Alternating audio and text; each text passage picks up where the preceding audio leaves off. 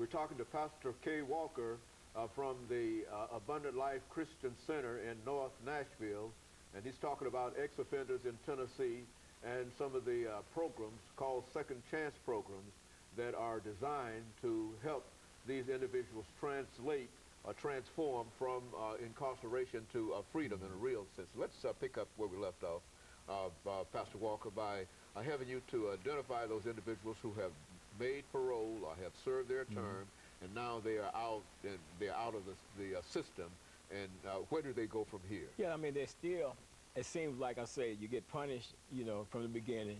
The purpose of incarceration is to punish and to rehabilitate. You go through the punishment by being incarcerated, you get rehabilitated while you're in there, then you're released, and then it's almost like the punishment phase kicks back in all over again, because of the fact is now, here I am, I'm out. And in a lot of cases, I might not even have an identification card. I understand the state is doing something in that particular area to ensure that inmates have ID cards when they come out of the system. I know the one that just recently got out, he didn't have one, but anyway, they're working on it. I think they've been working on this for quite a while, because I think we've talked about this before, and they didn't come to any kind of conclusion in reference to it. I think they're actually doing it. I mean, you know, in some cases, like in everything, some things fall through the cracks and stuff like that, but I think the overall process is being done right now. It's happening. But, you know, still, when people get out, and I say that they're people, when they get out, they become ex-offenders, and now they got all these challenges. You know, it's like the system has labeled an ex-offender, and myself being an ex-offender, as once a crook, always a crook.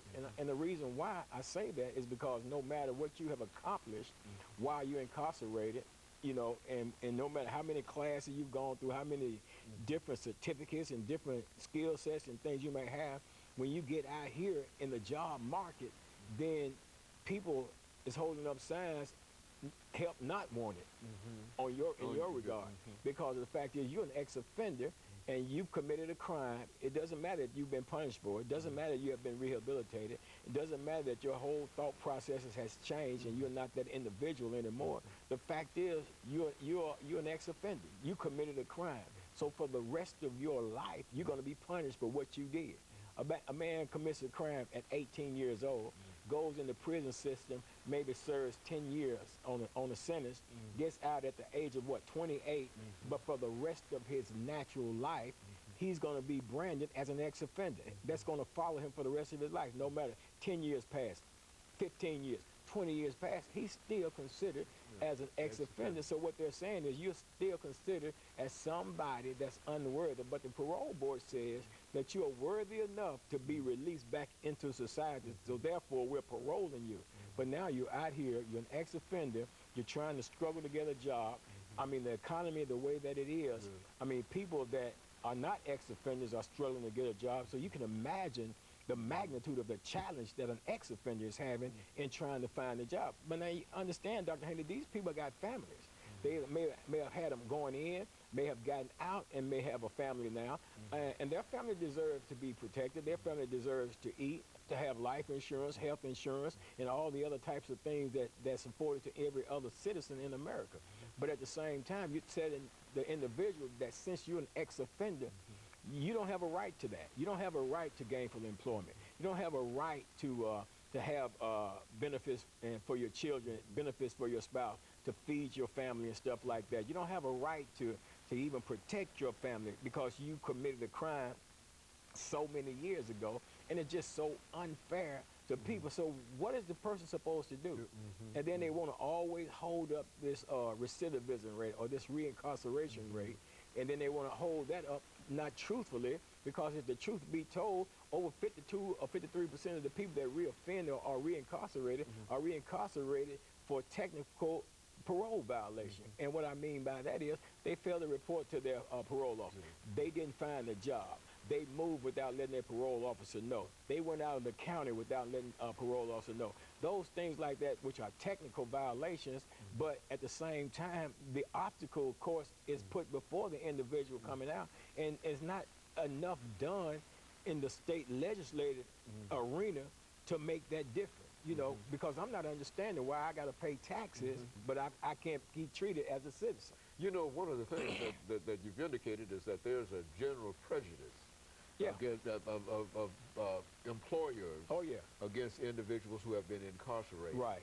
Therefore, it seems that the only the only entity that could really hire these individuals would be the state. I mean, does that make any sense? That is, considering the kind of things that they do, the things that they've done while they are incarcerated. Right. Would it be possible for the state to, what would be some of the drawbacks in reference to trying to accomplish that? Well, I think it has to be in the private sector. It has to be the employers, the potential employers, the business owners. Man, they have to change their thought process and their mindset concerning ex-offenders. Because you think about it, one of the biggest things, if you got a company that's at risk when you hire anybody, whether they're ex-offender or not, is theft of services, company property, and stuff like that. When you take an individual that murdered somebody in self-defense, they went into the prison system. The court said, okay, you said self-defense, but we didn't find it like that, so we're sentencing you.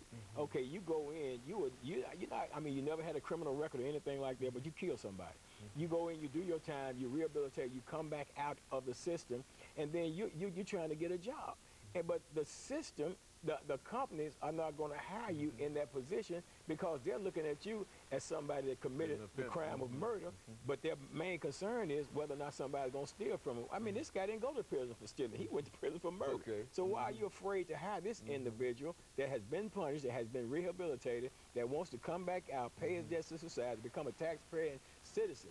See, until we break that mindset, we're going to always have this problem, and then people are going to always get frustrated because, people commit crimes a lot of times out of their need for things. You know what I'm saying? Some people just commit crimes, when they steal and take just because they're on drugs and stuff like that. But you take a person that really wants to do the right thing, and then everything you look at is a roadblock, is frustration, it's an obstacle. Parole officer putting pressure on you to get a job, and the job people, the people at the company saying, we can't hire you because you're an ex-offender, and parole officer saying, well, you got to find something somewhere. So all that frustration goes in. Then you got a spouse over here, you've been gone all this time, you haven't done anything really for them, so now you're out there, have an expectation for you to do that. Everybody's expecting you to produce, but every obstacle is in your path where it keeps you from producing. So then you get frustrated, and a lot of times these guys or women, they just reoffend and go back into the system because their time is being regulated. You know you're gonna eat. You're gonna have some medical care. In the prison system. And even though it's not an ideal situation to live in, it's less frustrating. It's better than what's outside, the way people are willing to receive you and deal with you. Because if I'm saying, man, if I done worked on myself, I'm doing all these things, man, you got people that are ministering the word of God and everything in prison system. Man, you got people that are paralegals and stuff like that, man, can go through the legal system, man, and do all this stuff. But when they get out, why not hire these individuals? They have the knowledge, they have the ability, they have the skills, they have the wherewithal to do these things, but we won't hire them. Either that or perhaps give employers some incentive to perhaps, deal with those individuals who have been incarcerated. I'm glad you said that because there's called the Second Chance Act. I think President George Bush signed it into law before he left office. And then President Barack Obama has been releasing funds for nonprofits that are developing programs to assist men and women who are coming back into free world society. And that's a good thing. There's some government funding available. It's called the Second Chance Act, and I think it was signed in 2005. Second Chance Act of 2005, I believe it was, that came in. I think, either that's when it started. I don't know when it was at. I think it was 2007 when it was signed. But anyway, that's in place right now. It's available right now, and money's available for programs that offer assistance to inmates coming out of the prison system. Now, what it takes to tap into that and get that money, and how much of that money you're able to get, I have no idea. But I do know that money is available. The money is available. Oh, yeah. And we can simply make our audience aware of the fact that they can further check into that and whatever.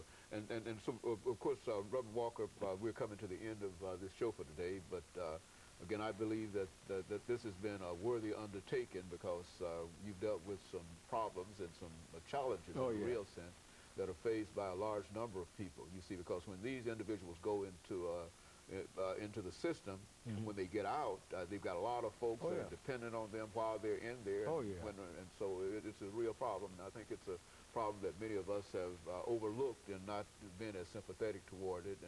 And as a pastor, you know, you should have said something about the church's responsibility. Oh yeah, absolutely. Church, but we always talk about the church. Yeah. And of course, let me encourage our audience to tune in again next week for another informative edition of Comments. Thank you and